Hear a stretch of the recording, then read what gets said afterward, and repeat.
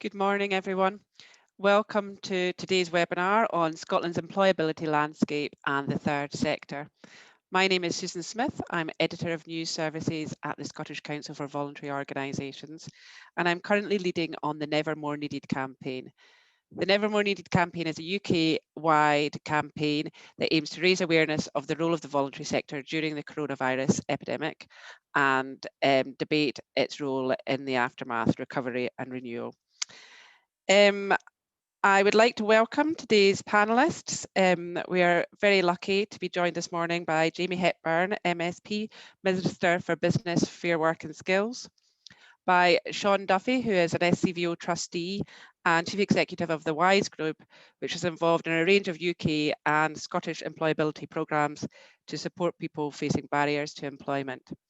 And Jeff Leask is our third panellist. He is Chief Executive of Young Enterprise Scotland, which works with around 15,000 young people each year to develop business knowledge, entrepreneurial skills, and ultimately become more employable. So thank you very much, all of you, for joining us this morning. Before we get started on our opening remarks, I'm just going to go over a little bit of housekeeping. All webinar participant lines are muted and will remain so during the webinar. However, you can ask questions using the Q&A function in the control panel. This is not in the chat, this is the Q&A. You can also upvote questions that you want to see answered. We've had quite a lot of questions submitted in advance, and we've got quite a lot of people at this webinar this morning, so we won't get through all the submitted questions. So please do upvote the ones that you really want the panelists to answer.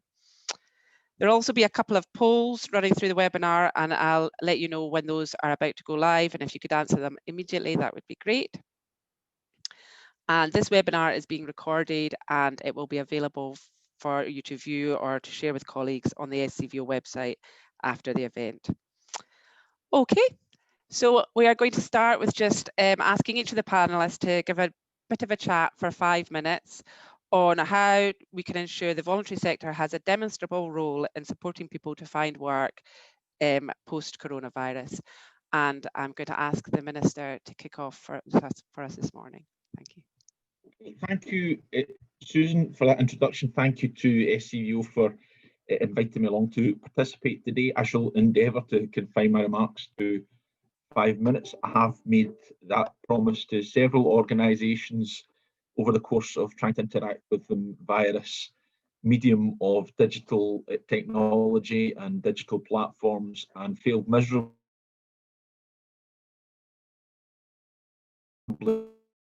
It's too long. Please feel free to let me know.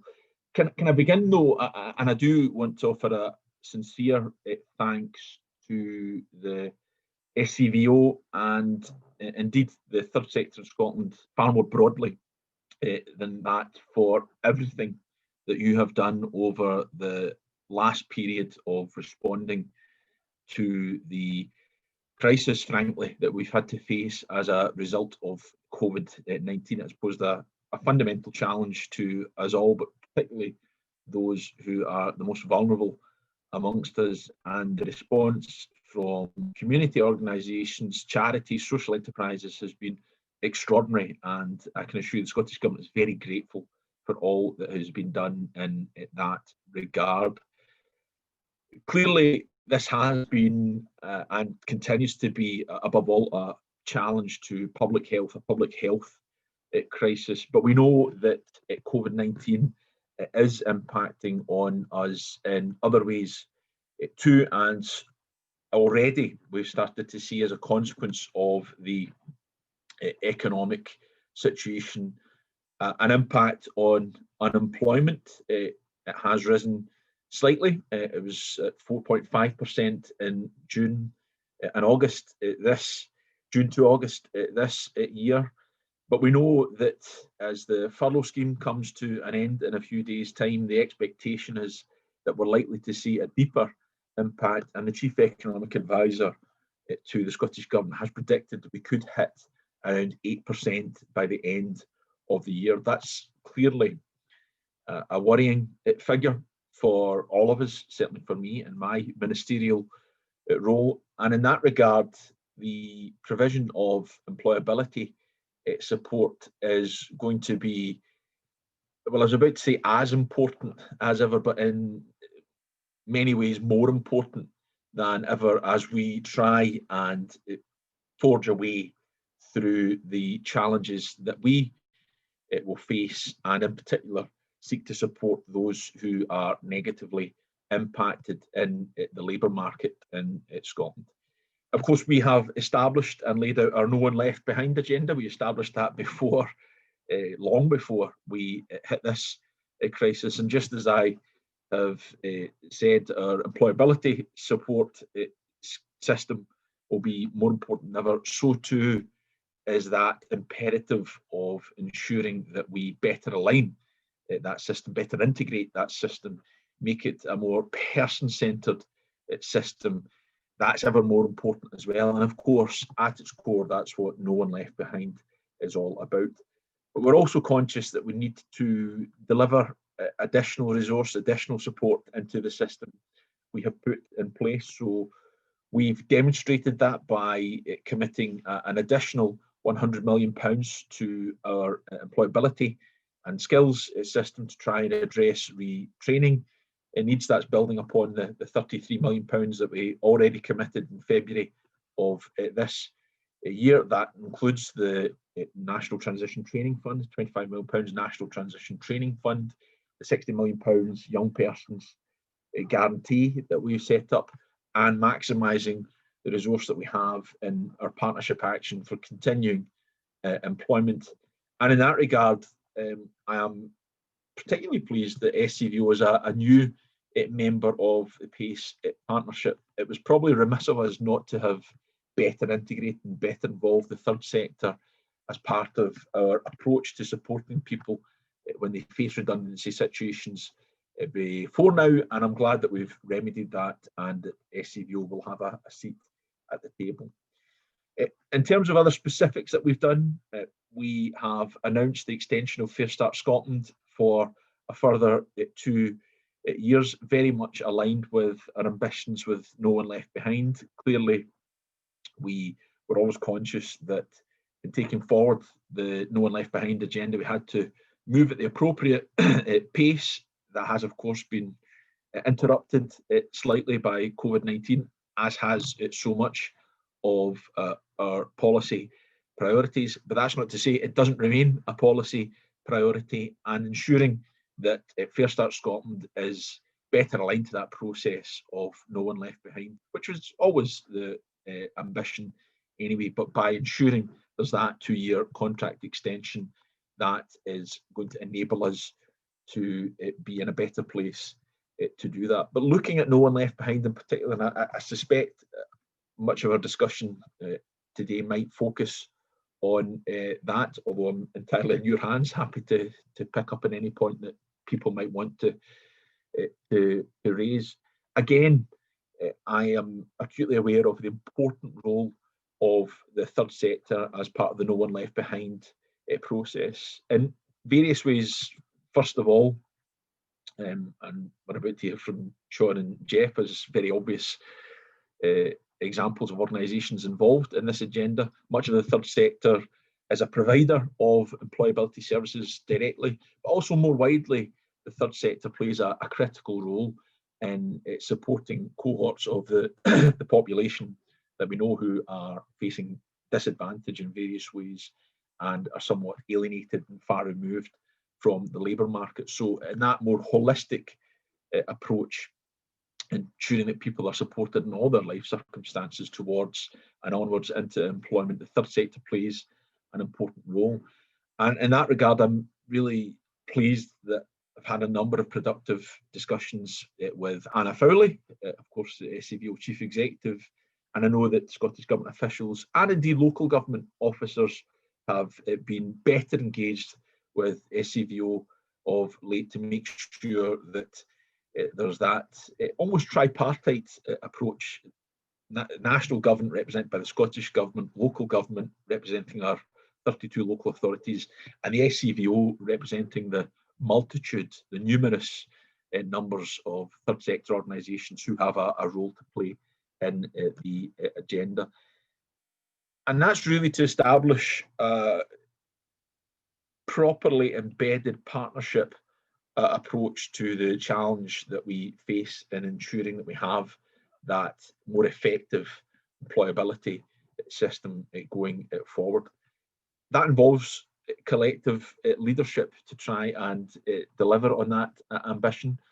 And I know there are some good examples of that on the ground. Local partnerships like Renfrewshire's Employability Practitioners Forum, bringing together the public sector, national and local third sector agencies to share information, explore opportunities for partnership, working, linking participants. And of course, they are always the important people in this equation, people who actually go through the employability system, people who access services, but linking them to a continuum of employability support. And that's an approach that I want us to have embedded across the country. Today, we have just issued the 4th joint communiqué from myself and Councillor Kelly Parry, who is, of course, the policy spokesperson for community wellbeing, outlining the progress we've made to date with No One Left Behind, but also reaffirming that shared commitment we have to working with you, the third sector, as we take that process forward. I know that there was some concern about having certainty of what might be coming in the next financial year, and as is laid out in that communiqué, and I'm very pleased to be able to confirm to you today, is our intention to continue Community Jobs Scotland as delivered by SCVO in partnership with all the third sector partners that they work with through CJS, and also the Employability Fund for the next financial year as we continue to move forward with that journey with No One Left Behind and bring our system better together, closer together for the benefit of the people who go through it. We're doing that in challenging circumstances. We need to make sure we're moving at the correct pace. We've faced significant interruption in the last few months, and we can't discount that happening in the next few months as well. So I want to also assure you that we'll always be conscious of that, because that poses challenges for us all, for those of us who are policymakers and for those of us who are delivering services on the ground. And as part of that, I just want to reaffirm, and I'll close on this because I've not been keeping track of time, and I suspect I've gone well over 5 minutes, which I apologise for, but I'll finish on this. As part of that process, I just want to assure you that the third sector is a highly valued partner and will be part of that conversation as we move forward. And I look forward to hearing what Sean and Jeff have to say and taking part in a conversation with you over the rest of the course of this morning. Thank you very much. Thank you very much, Minister. You said a lot of things that I'm sure are very welcome to a lot of people in the audience. And I think you're right. We'll probably get a lot of questions on No One Left Behind and some of the detail of all of this, which I think is what people are really crying out for right now. But before that happens, we'll move on to Sean, who is going to give us his thoughts on this agenda from the perspective of SCVO, but I'm sure also from the perspective of the WISE Group. Okay, thank you very much, Susan. Firstly, I want to kick off. I think it's worthwhile recognising the difficult balancing act that policymakers and politicians have got during this pandemic. It was really, to use the much used word, unprecedented. But for me, I think one of the big things is what's the narrative and plan about the broader employment challenge that we face. We hear lots about different cohorts of our society that are impacted by that, but there's a broader, more cohesive plan that we need to understand and we need to talk about. There's no doubt there's a sharp rise in unemployment in the horizon, albeit the headline figures are staying fairly static. Hours worked in August is down 6.7 million year on year. That you get that through the HMRC system. That's a good measure of demand in terms of the labour market, so we can see what's coming down the track for us. And I've talked more publicly before about displacement being a watch out, and it's pleasing to hear the Minister talk about that in terms of No One Left Behind, because those who were already significantly removed from the labour market, that were covered by No One Left Behind, whether it be in the care system, substance abuse, homeless, the justice system, or those suffering disabilities. They have undoubtedly been displaced with those who have found themselves being dumped onto the unemployment market recently. And those people are arguably more readily employable, and they've got recent experience, therefore they're more attractive to employers. So therefore we've got to make sure that we have our arms around those. There's a disproportionate chat at the moment, I feel, around about 16 to 24-year-olds, and I understand why that is, but that represents 25% of the unemployed in Scotland at the moment. You know, so that broader narrative about what are we doing for the other 75% and those who are going to come on board on that, I think that's really, really important for us. You know, the sector itself, I think the sector's got a huge part to play here. You know, and it was pleasing to hear the Minister talk about that local support that the sector can provide, because those who need more support than normal, more intensive support, and what is going to be a more competitive environment, they will and can get that through the person-centred support that the sector provides. And I think the sector requires and I think is due some more parity in relation to its part that it can play in this challenge. Parity with the public services and the public sector that we see. You know, not just as a service delivery partner, but also as an employer. You know, the sector employs over 100,000 people. It's got 1.4 million volunteers. You know, we see the news each night talking about various sectors that are being challenged, disadvantaged, suppressed through the different challenges that the virus has brought. The third sector is no different. So, as well as what part can we play in the employment recovery, I think it's important not to forget that we're employers ourselves, and that should not be overlooked. No One Left Behind, you know, I'm a huge supporter of it, as I'm sure most people on here are, but it's important that we don't let it become overwhelmed by the challenge that we face at the moment. It really is important. That rapid re-employment challenge, clearly, as we build back economically, is front and centre, but that shouldn't be at the cost of the No One Left Behind programme. And further to that, you know, what we've all seen throughout this pandemic is the ability to do things that previously were deemed as undeliverable or too difficult to achieve. And you know, you hear the much used phrase of "build back better." That's great, but some of the things that I see is we're in danger of building back to where we were, and some of the ways in which we approach it, the ways in which we design things. You know, some of the programs that we're talking about just now were designed pre-COVID, pre-pandemic. They were designed in what was arguably the highest ever employment market that we've seen in recent years. So therefore, are they appropriate for what we face now and what we face in the future? Have we asked ourselves that question? Sometimes as a sector, we get hung up on the payment mechanism rather than the profile of the service and the delivery. You know, it's incumbent upon us all collectively to go back and engage in that and test the design of the service, test the focus of the service, the deliverability of the service, the applicability of the service, and not just, well, what's the payment mechanism round about it? Because let's not forget, as I say again, they were designed in a pre-pandemic world. So I think it's important that we recognise that and get back and revisit it. You know, and I the voluntary sector, just to reiterate the voluntary sector piece and part in this. As I say, they are employers, but more importantly, they're on the ground, person-centred, and they get the people in place, local delivery dynamic that's going to be hugely important to this. Hugely important to this.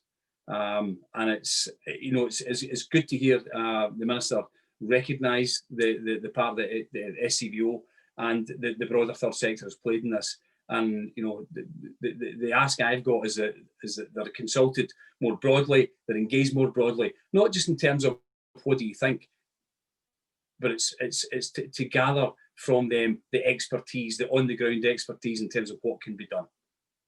Okay, so thank you. Thanks, Sean. Lots of food for thought there.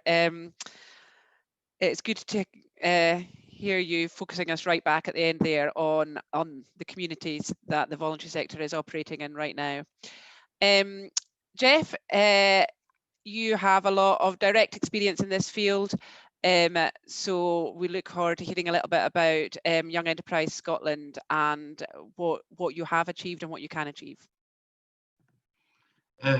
Thank you very much, Susan, and to everyone at CVO for inviting me to play a small part in today. Good morning, Minister, and good morning to you, Sean, and everybody else on the panel. I will take a slightly different approach here because I know that everybody loves a story, and especially a true story. So once upon a time, there we go, actually 2017, in a land not so far away in the eastern periphery of a magical city called Glasgow, lived a young man called Connor. Now, Connor was very similar to thousands of other young people, not just at his local school, Loch End Community High School, but across the land, where these young people face harsher realities than most. But at his school, Connor was inspired and encouraged to get involved in a Young Enterprise Scotland programme. He was encouraged not by business studies teachers, but encouraged by a maths teacher and a science teacher to get involved. And this is where he and some of his friends from school, and really importantly, some of the people who were not his friends at school, and they got together and they set up a little business. And Connor and his new friends, now they created something that was really special. They created a little business called Pure Chuffed. So for the West Coast people in the audience, they'll recognise that. And they designed an exclusive jewellery range based upon classic Glasgow icons and structures. And they were the most successful Young Enterprise Scotland business in Glasgow. They went on to become the most successful business in Scotland, and they went to London. This group of young people from Loch End Community High School, lording it up in London. And after a summer placement with one of the big four accountancy firms, Connor started a personal training business which supports him. And this is where it comes back to the reason for telling the story, because during that time of running that company and learning, he developed the skills such as resilience, communication, creativity, problem solving, and initiative. And all of these things enabled him to secure that placement with one of the big four accountancy firms, but also gave him the skills to develop and start a business up. But as anybody that knows, and we're all on the call running third sector organisations here, trying to run an organisation of any scale or any size during this pandemic is a challenge. But Connor's come through that, and he's become a role model, not just to him and his family around about him in Loch End, but he's managed to sustain that business because of that. And that's just one of the programmes that we deliver working with young people across Scotland, where we get our sleeves rolled up, whether it's giving primary kids a £5, showing them around about the circular economy, giving them a tenner, right the way through to our work in colleges of further education, which we launched a new digital programme today. The real true ladder of enterprise, of opportunity, but we're tiny. We're just one example of where the voluntary sector, Minister, plays a vital and quite often unseen or unheard role in our field, in the development of young people, so that they have the necessary skills to succeed in life and work, and help and ensure that nobody gets left behind. And the voluntary sector has needed to react, it's needed to adapt, and it's needed to deliver services to the communities that they support and the communities that they serve, with a particular focus on vulnerable communities. And if there is one sector that is entrepreneurial, then I would say it's the third sector. And if the Scottish Government needs a job done, then I would be saying, Minister, that this is the door to come knocking at the third sector. And if we take one example, and I know skills are something that are particularly a passion of yours, Jamie.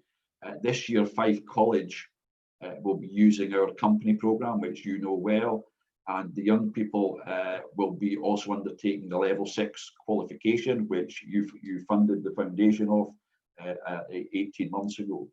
And why are we working with students at the college with a school programme? Is because those young people are participating in a foundation apprenticeship in business. And through that foundation apprenticeship in business, they've not been able to get the work placement due to COVID. And we've been able to step in, enable them to set up their own business through Young Enterprise Scotland. So not only will they get the success of their foundation apprenticeship in business, they'll also get a level 6 qualification equivalent of a higher in enterprise and entrepreneurship. And that's just one example of where we as a third sector organisation, as a voluntary sector, have come out and worked with the education system.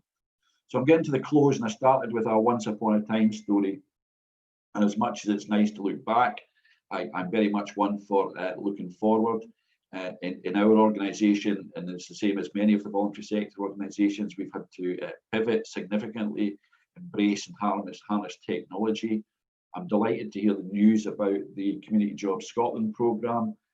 Since the pandemic happened, in the last 3 months, we've recruited another 2 young people through the Community Jobs Scotland CJS scheme, and not just at 25 hours a week, we increase them at 35 hours a week, and make sure that they're now 20% of our workforce have come through Community Jobs Scotland. And I think finally, to close off, one of the things I've seen is that we've developed new collaborations across sectors that will enable more young people like Connor to gain skills what will set them on the road to success and find sustainable work post-coronavirus. Thank you very much, Susan. Thank you, Jeff. That's really interesting to hear that 20% of your staff have come through Community Jobs Scotland. I think that's just yet another testament to how successful that programme is. Okay, we're going to start going through having a bit of a discussion and going through some of the questions that have been submitted and that are being submitted live. But first of all, we're just going to have our first poll coming up, which is right now, how confident are you that your organisation will survive COVID-19? There are 3 options. We will still be here in 12 months' time. We'll still be here in 6 months' time, or I'm not sure if we'll survive the next 6 months.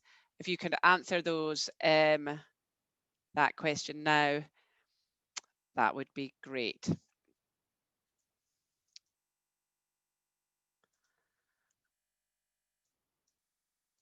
And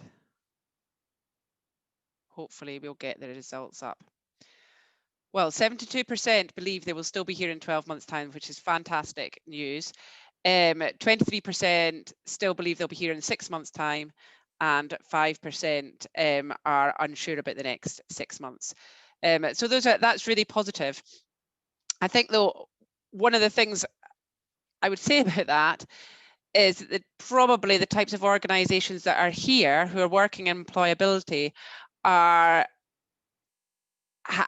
a fairly solid business plan for the next 12 months. What we found through the Never More Needed campaign is that around half of organisations are really not sure what's going to happen over the next 12 months and are not sure that they're going to survive. And the first question I wanted to ask really is that link between, that clear link between the services that voluntary organisations are providing in our communities, supporting people to overcome the challenges they face in their lives, and their ability to then recover from those challenges and contribute to the economy and move on into employment. And the very fact that some of these organisations, or a lot of voluntary organisations, are unsure about whether they're going to survive will have a major knock-on effect. I'm just wondering whether all these things that we've talked about this morning so far, is there enough awareness of the need to actually invest through employability into the voluntary sector to ensure it survives, and therefore the people it supports don't end up further away from a job than they already are? So I'm going to put that back to the Minister initially to respond to.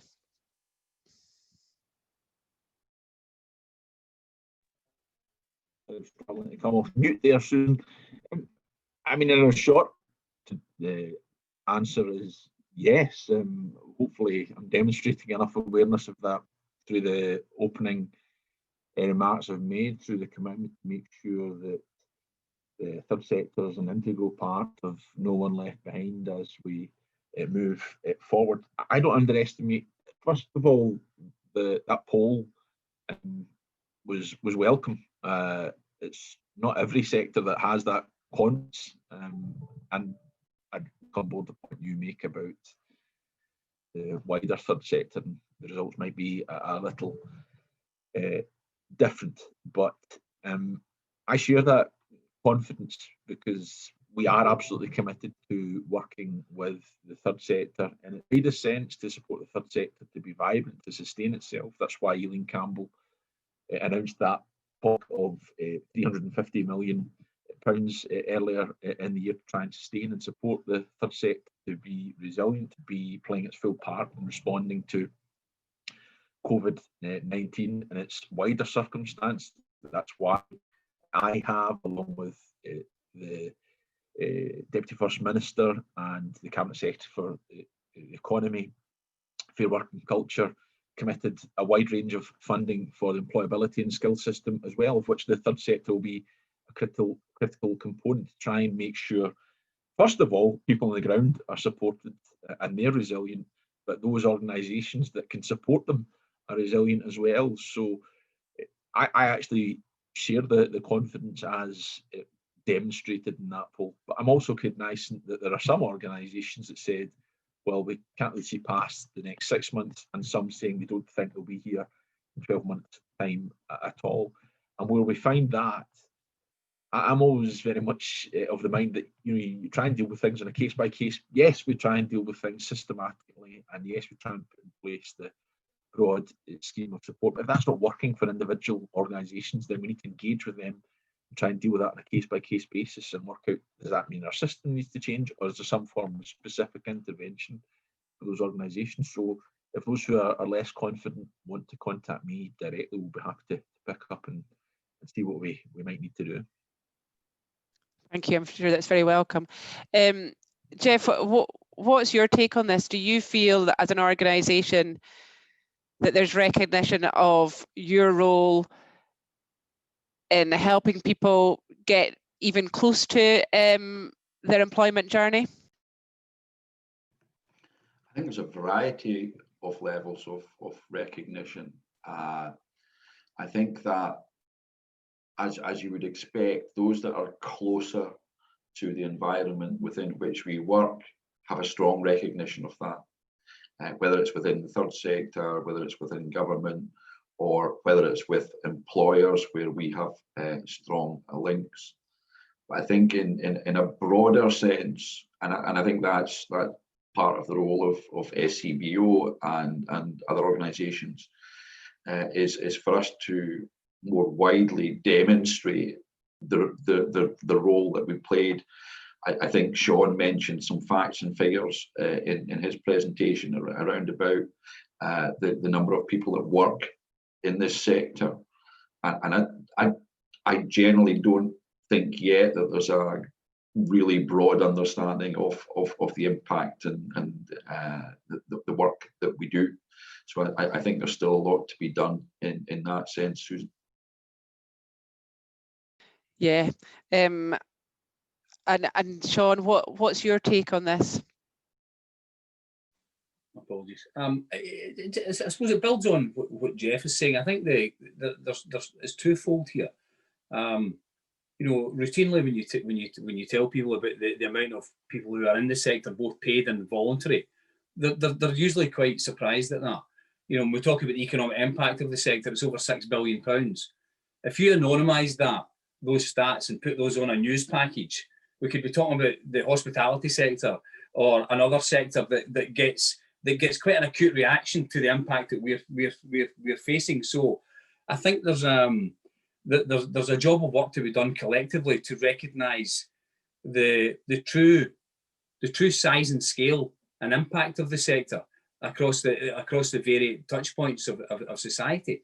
You know, and I think that the point I made earlier as well about, we tend to talk as a sector a lot about what we do as a service delivery partner. We don't talk to ourselves about as a collection of employers. So we have over 100,000 paid employees in the sector. There'll be many colleagues on this call, and it's pleasing to see people saying that actually they've got some belief of sustainability out in the 6 to 12 month period. But you know, we've got to start looking beyond that now and look at true sustainability beyond that.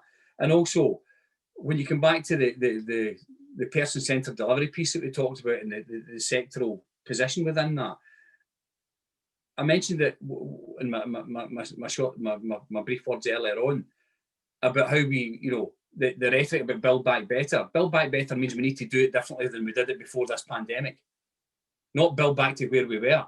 So that means our relationship as a sector with government and with the public sector has to change.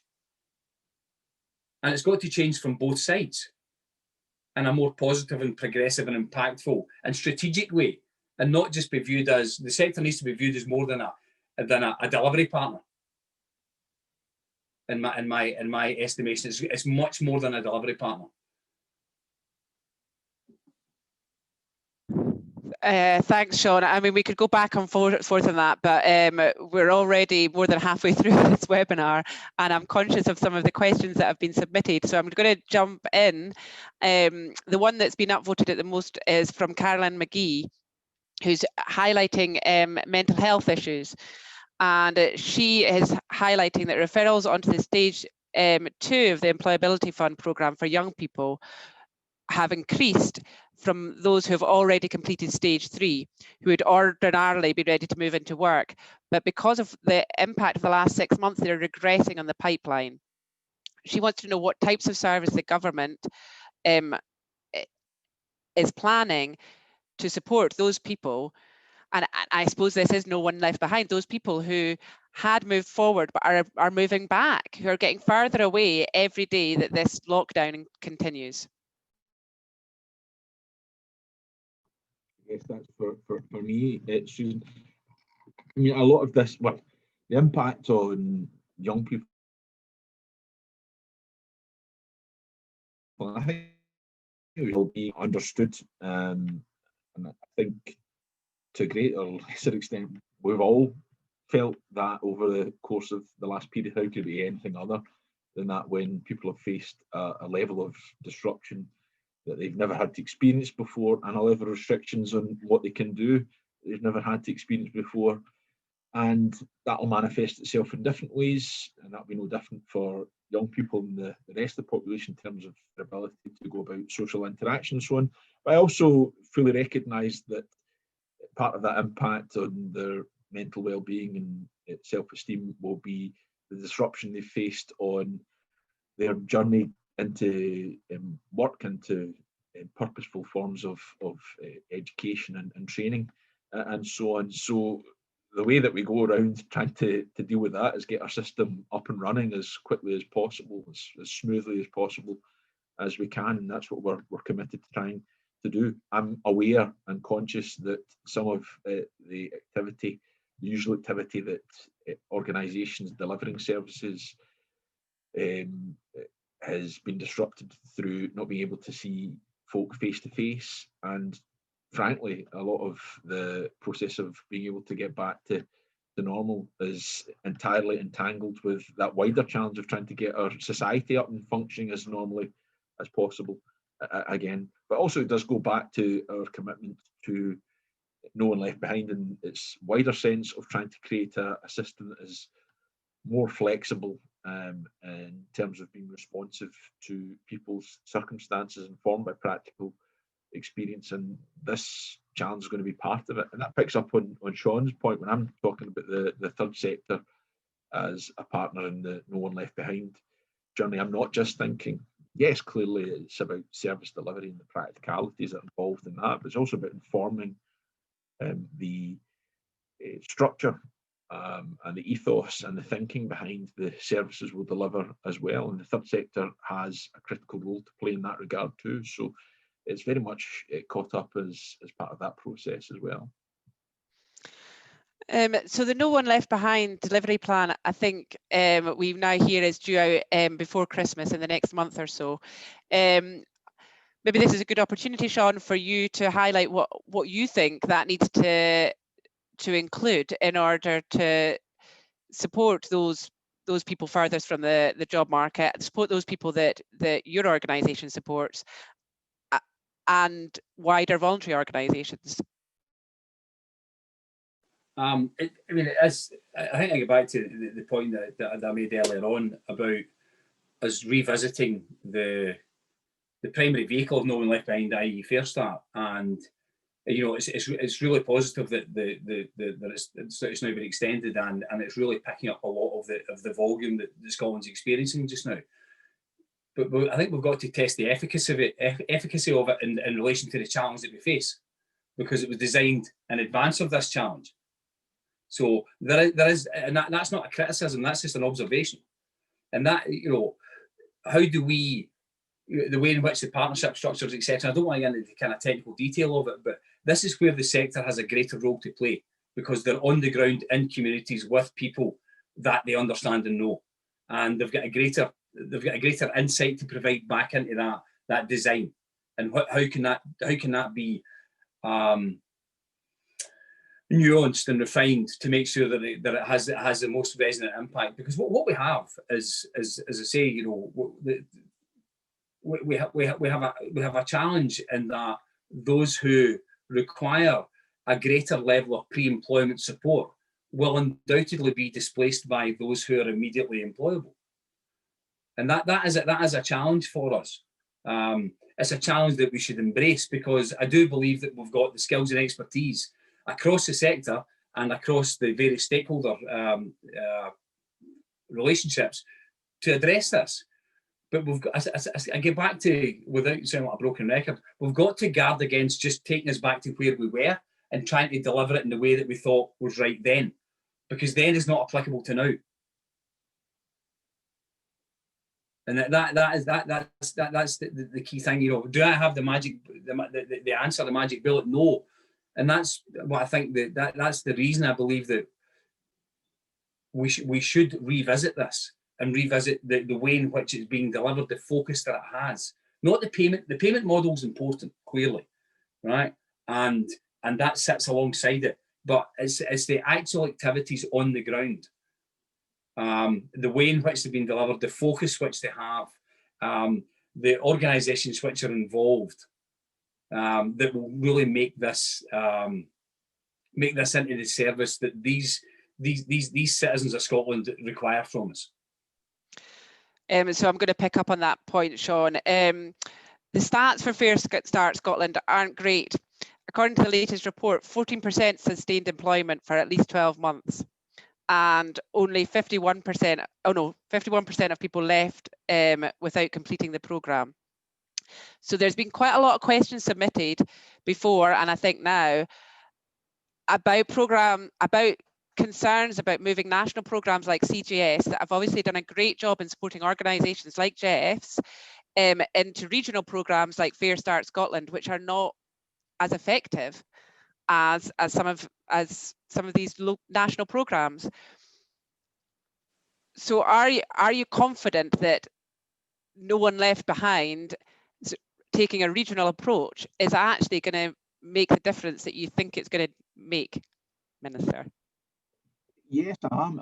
First of all, I think it's interesting to hear Fair Start Scotland described as a regional programme. I mean, it's every bit the national programme that, frankly, Community Jobs Scotland is. Okay, the delivery mechanism might be slightly different, and incidentally, I think all of the overwhelming feedback as we sought to take forward the delivery of Fair Start Scotland was not to just have one contract for the entirety of Scotland, because that might lock out lots of organisations that would seek to be involved and seek to play a role. Candidly, there are elements of Fair Start Scotland that we would like to see perform better. I think we've said throughout the period, this is new for us. This is a new way of delivering things. It's designed differently. Again, very much based on the feedback from stakeholders, third sector preeminent amongst them. Don't compel people onto this programme. Make sure it's not part of the UK government's sanctions system. I still very much believe that was the right thing to do. But it looks and feels different from what went before, and we need to learn from how it's worked in practice. And there's been a commitment to doing that, and that will continue throughout. So that very much picks up on the points that Sean has been making going forward. Fair Start Scotland in its next iteration. I think we're probably likely, although there's still a decision to be taken, we're probably likely to keep the name and the brand because it's now established and known and understood. But that doesn't mean it'll look precisely the same as it did in its current and first iteration. We need to learn from what worked and what it didn't work.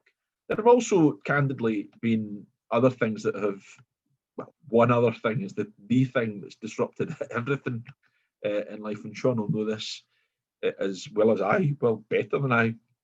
Well, at the outset of COVID-19, the DWP quite rightly had to switch a lot of its activity to supporting people who were being immediately impacted and weren't referring people into Fair Start Scotland in the same number. We need to learn from that and think through, well, how do we deal with that type of situation if it happens again? So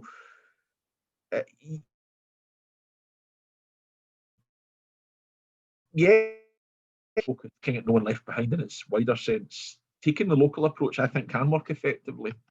That's not to say it happens automatically, but what it can do is bring our programmes closer to local economic and social circumstance and bring a wider range of organisations that probably wouldn't think to engage with a national programme to being involved with it on a more local basis. Smaller organisations, smaller employers that we might be wanting to engage to get people into work at the end of it, irrespective of sector, and certainly smaller third sector, local third sector organisations as partners in that programme. Really, for me, the key is making sure that we have that better connectivity between national government, local government, third sector, and indeed the private sector as employers and participants as well. So yes, I think is the short answer. I believe it can work. And thank you.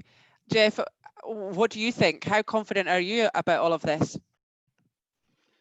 I've been reading through some of the chat there, and one of the things that's coming through, and it picks up on what the Minister said and what Sean said, and some of the comments in there from Mark Timmins and Marielle Bruce around about the value of the small organisations in the community. That and Sean said that right in his opening comments. That's where the tentacles are, that have a strong understanding of what's required, and it can be a different requirement in one part of not even a significantly large town to another part of the town. It can be very, very, very, very different. And we see that operating from our centre at Rook and Glen, working with young people from Barhead High School, which can be completely different to a half a mile away there. So recognising the impact that those smaller organisations have, sometimes the difficulties that they have in demonstrating the impact that they make and communicating, I think is one of the key things that we should pick up through organisations like SCVO. These are the people that are really close to the community, but they're also, they might set out, there was a point made in the chat, I think, they might set out to deliver a certain service, but they add so much value in many other ways, whether it's with building of networks, building of CV skills, and they might be there doing something completely different, but these things get added on. And just to go back to the original point that was raised around about the mental health issues that are going to be faced, particularly by all this community, but I can only speak on behalf of the young people that we work with. That has been something where we're in the fortunate position, we're an organisation of such a scale that we were able to upskill our team during the downtime over furlough, and it's not probably been something that has been able to be done in every organisation. And if there's an ask there, then it's about upskilling of people that work in the sector, so that they might not be fully trained up, but they have a recognition of what to be looking for and where to be signposting people. That's great. Thank you very much, Jeff. And I'm so glad you're picking up on some of the points that people are raising, because the time is moving very, very fast, and we're actually coming to the end, and we've hardly touched on some of the really important points people are making. Before we finish up, though, which we will have to do in about 5 minutes, let's get the second poll up, and that might help us be a hook for closing up. So, is your organisation ready to take on new staff now if funding were available? Simple yes, no question. This picks up on some of the concerns about existing programmes not having any new space in them, for example, CJS, or the fact that no one left behind delivery plan has still not been announced, and just a bit of feeling across the sector that they would like to see something more happening now.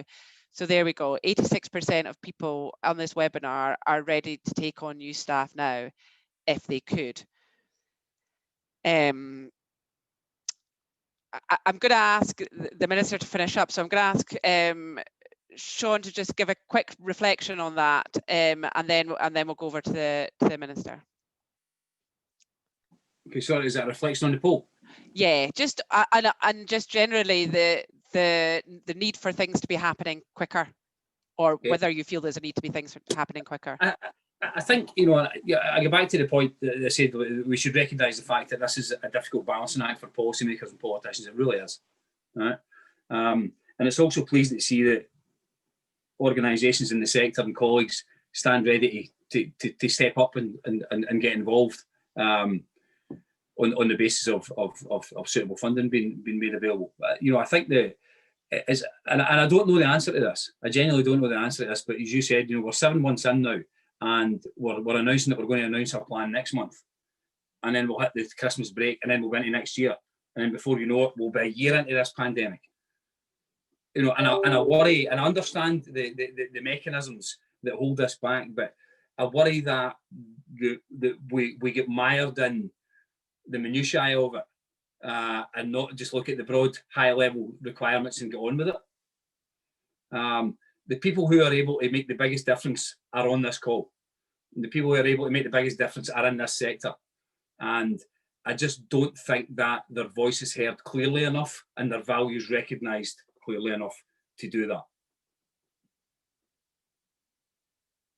Yeah. You know, just again, and it's just picking up on that point that Jeff made from the chat, because I really feel this is coming strongly through in the questions.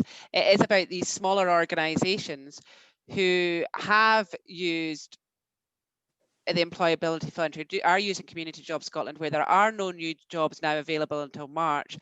Just really wondering how they can get involved and really being concerned about the future and how they can plan for the future when they don't know what's going to be happening next year, whether they're going to be able to deliver any of the programs that they're currently delivering, and whether they're going to be edged out of this through a new program that's going to focus on much bigger organisations.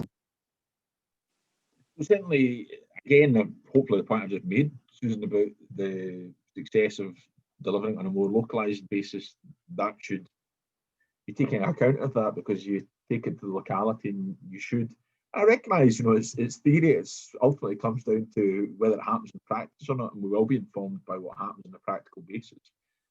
But on the theoretical basis, should be, well, you're acting locally, so you should be able to engage with local, i.e., smaller organisations, employers, much more readily than you could if you're looking at things at the macro level and nationally. That's actually one of the things that's trying to, certainly from motivating me to drive this process.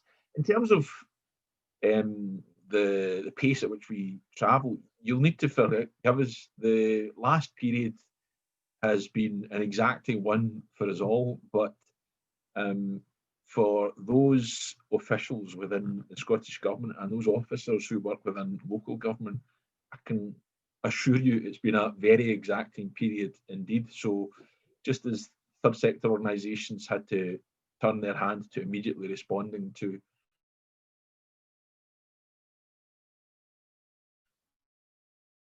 of government, it had to do that. So inevitably some things become delayed. So we're not as far down the line with no one left behind. We've not got as much clarity as as to where we are taking it now as we probably would have otherwise if we weren't facing the situation we're in. And I've already made the point as well, I can only be honest and open and upfront with folk that we can't discount the possibility of further disruption still. But what we're seeking to do through the publication of the delivery plan as soon as possible is provide that clarity as to where we're seeking to take things, but very much involving the third sector through SCVO as part of that deliberation, as part of that discussion as to how we put in place the system we want to have, but also in terms of the very point of trying to provide reassurance to those that are involved in the system just now.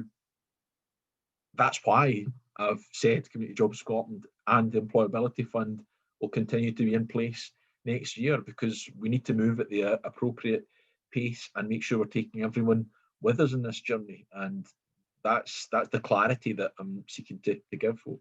In terms of the more immediate period, there are going to be other opportunities as well. We've got the young persons guarantee that's in place. And I saw some discussion in the Q&A around that and its interaction with other things such as Kickstart and so on. That presents an opportunity for the third sector as employers, as well as delivery agents to be involved there as well. So, it's not like we need to wait till the next financial year to avail ourselves of the opportunity to be involved in responding to this situation. There will be that opportunity between now and then, but certainly for the coming financial year, I'm trying to give as much certainty as possible. Thank you very much, Minister. This is a really complex issue and there are so many things we could discuss about it. I'm really conscious of the fact that we've not got through anywhere near as many issues as people would have liked to discuss.